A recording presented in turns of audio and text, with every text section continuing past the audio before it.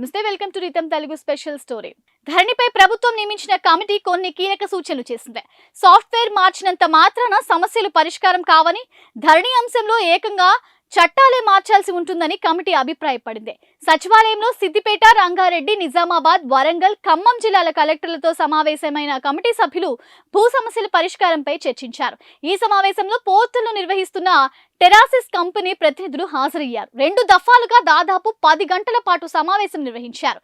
పోర్టుల్లో ఎలాంటి సమస్యలు ఉన్నాయి, ఏ తరహా దరఖాస్తులు వస్తున్నాయి, ఈ సందర్భంగా ఎదురవుతున్న ఇబ్బందులు ఏంటంటూ కమిటీ సభ్యులు అధికారులను అడిగి తెలుసుకున్నారు.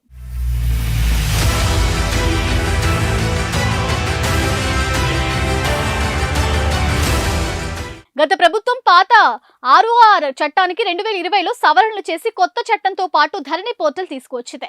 దీనికి సంబంధించిన సవరణలకు మార్గదర్శకాలు, చట్టబద్ధత లేకపోవడంపై ప్రశ్నలు తలెత్తాయి. ఈ క్రమంలో కలెక్టర్లు సైతం పోర్టల్ నిర్వహణ అధికారుల నుంచి కీలకమైన సమాచారం కోసం ప్రయత్నించారు.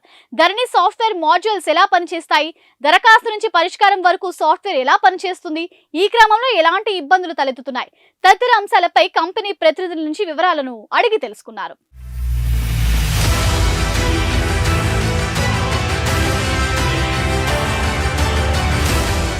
ఇప్పటి వరకు అధికారులు కంపెనీ ప్రతినిధుల నుంచి వచ్చిన సమాచారం క్రోడీకరించిన కమిటీ భూ సమస్యలకు పరిష్కారం కావాలంటే సాఫ్ట్వేర్ తో పాటు రెవెన్యూ వ్యవస్థలో చట్టాల్లో మార్పులు చేయాల్సి ఉంటుందని ప్రాథమికంగా అభిప్రాయపడ్డారని తెలుస్తోంది. సాఫ్ట్వేర్ లో మరిన్ని మాడ్యూల్స్ అవసరమని, దరఖాస్తు నుంచి పరిష్కారం వరకు అంతా ఆన్లైన్ లో ఉండాలని భావిస్తున్నట్లు చెప్తున్నారు. బాధ్యతలన్నీ కలెక్టర్లకు అప్పగించడం వల్ల వస్తున్న సమస్యలు, క్షేత్రస్థాయిలో సిబ్బంది లేకపోవడంతో కలుగుతున్న ఇబ్బందులు, చట్టపరంగా చేయాల్సిన మార్పులపై త్వరలో నిర్ణయం తీసుకోనున్నారు.